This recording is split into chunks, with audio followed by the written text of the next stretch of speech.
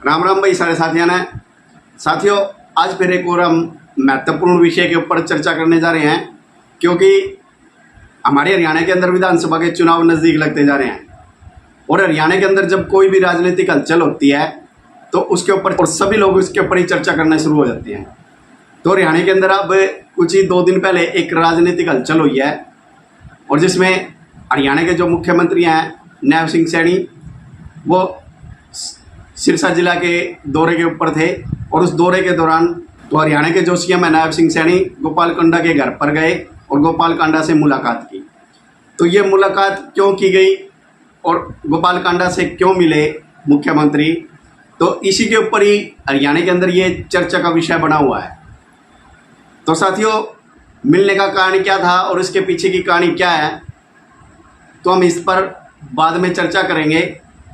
लेकिन वीडियो में आगे बढ़ने से पहले आप सभी दोस्तों से निवेदन है, जिस भी साथी ने चैनल को सब्सक्राइब नहीं किया है कृपया वो चैनल को सब्सक्राइब करें और वीडियो को ज़्यादा से ज़्यादा शेयर करें और लाइक भी करें, और अपनी प्रतिक्रिया भी कमेंट के माध्यम से देते रहें।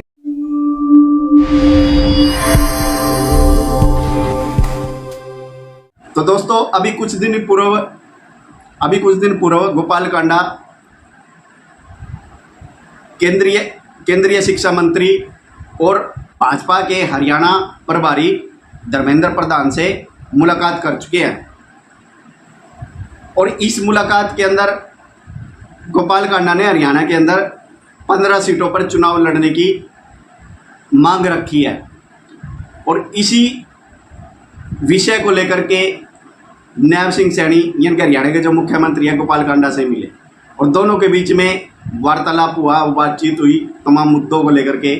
और अब कयास ये लगाए जा रहे हैं, अब यानी कि राजनीतिक विशेषज्ञों का ये कहना है कि दोनों नेताओं के बीच में जो बातचीत हुई है उस बातचीत के अंदर 5 सीटों की सहमति बनी है, यानी कि गोपाल कांडा को 5 सीटें विधानसभा में दी जाएंगी चुनाव लड़ने के लिए, और वो भी सिरसा लोकसभा की। तो अब दोस्तों, यदि गोपाल कांडा को सिरसा विधानसभा के अंदर यदि 5 सीटें दी जाती हैं चुनाव लड़ने के लिए, क्योंकि गोपाल कांडा का सिरसा जिला के अंदर अच्छा प्रभाव है और उनका सिरसा विधानसभा यानी कि सिरसा लोकसभा सीट पर और अच्छा जनाधार भी है। सिरसा लोकसभा के अंदर 9 विधानसभा की सीटें हैं, और उसमें से यदि 5 गोपाल कांडा को दे दी जाती हैं तो अब जो भाजपा के जो नेता हैं तो उनके लिए मुसीबतें बढ़ सकती हैं। गोपाल कांडा सिरसा की जो शहरी सीट है, तो सिरसा विधानसभा से चुनाव लड़ने की तैयारी कर रहे हैं। और लेकिन वहीं जो भाजपा के जो नेता हैं, नेता अमन चोपड़ा, भूपेश मेहता और प्रदीप रतूसिया, यानी कि ये तीनों नेताओं को बड़ा झटका है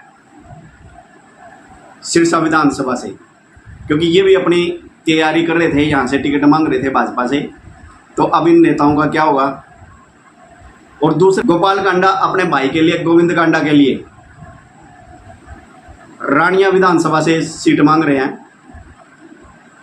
और यदि रानिया विधानसभा सीट से यानी कि गोपाल कांडा के भाई को यदि चुनाव लड़ाया जाता है तो ये भाजपा के लिए भी बड़ा मुसीबत का कारण बन जाएगा, क्योंकि रानिया विधानसभा सीट से भाजपा के नेता रणदीप चौटाला, जो पहले से ही रानिया विधानसभा से विधायक थे, और लेकिन उन्होंने जब लोकसभा का इलेक्शन लड़ा हिसार से तो उन्होंने ये अपना इस्तीफा दे दिया था रानिया विधानसभा सीट, क्योंकि दोस्तों सिरसा चौटाला परिवार का गढ़ माना जाता है।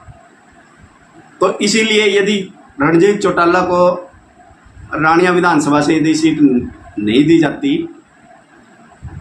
तो ये भाजपा के लिए मुसीबत का कारण बन सकती है। और दूसरा,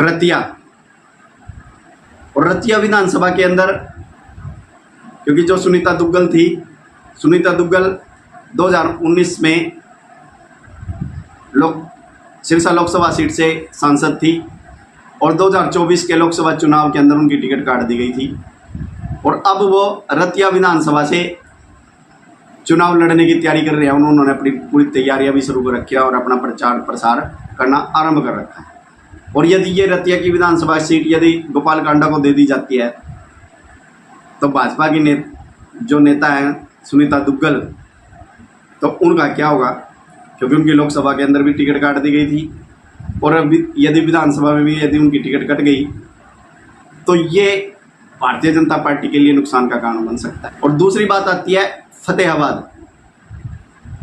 तो गोपाल कांडा फतेहाबाद शहरी सीट से भी अपना कैंडिडेट उतारना चाहते हैं, और लेकिन फतेहाबाद विधानसभा से कुलदीप बिश्नोई के भाई दूड़ाराम मौजूदा विधायक है। हालांकि दूड़ाराम के लिए फतेहाबाद विधानसभा के अंदर एंटी कंबेसी है, वहाँ के यानी कि जनता अब उनको पसंद नहीं करती, लेकिन यदि ये सीट गोपाल कांडा के खाते में चली जाती है तो अब भाजपा के लिए, क्योंकि उधर से कुलदीप बिश्नोई और इधर से उनके भाई दूड़ाराम, तो ये स्थिति एक मुसीबत का कारण भी बन सकती है भाजपा के लिए। तो दोस्तों, यानी कि कहने का अर्थ ये है कि यदि गोपाल कांडा के साथ भारतीय जनता पार्टी यदि गठबंधन करती है, क्योंकि अभी इस चीज़ का भी ऐलान नहीं किया गया भारतीय जनता पार्टी की तरफ से और ना ही गोपाल कांडा की तरफ से, ये तो सिर्फ एक राजनीतिक विशेषज्ञों का मानना है और उनका कहना है, क्योंकि जब भी कोई भी नेता किसी दूसरे नेता से यदि मुलाकात करता है तो उसकी चर्चाएं चलना आरंभ हो जाती है। तो अब ये यदि भाजपा और गोपाल कांडा के साथ यदि गठबंधन होता है, क्या इस गठबंधन से भाजपा को नुकसान होगा या इससे फायदा होगा, तो ये तो आने वाला समय बताएगा। तो दोस्तों, आपको क्या लगता है, क्या गोपाल कांडा का साथ भारतीय जनता पार्टी के लिए फायदेमंद साबित होगा? क्या गोपाल कांडा के साथ गठबंधन करने से भाजपा हरियाणा के अंदर तीसरी बार सरकार बना पाएगी? क्या भाजपा सिरसा लोकसभा की 9 सीटों पर जीत हासिल कर पाएगी गोपाल कांडा के साथ आने से? और गोपाल कांडा के साथ गठबंधन करने से हरियाणा की राजनीति पर, सिरसा लोकसभा की राजनीति के ऊपर क्या प्रभाव पड़ेगा? दोस्तों, आप इन विषयों के ऊपर अपनी क्या राय रखते हैं, क्या विचार रखते हैं, तो कमेंट सेक्शन के अंदर अपनी राय और विचार जरूर व्यक्त कीजिएगा। तो साथियों, आज की वीडियो में सिर्फ इतना ही। मिलते हैं फिर नई वीडियो में नए विषय के साथ। तब तक सभी साथियों को जय श्री राम, वंदे मातरम।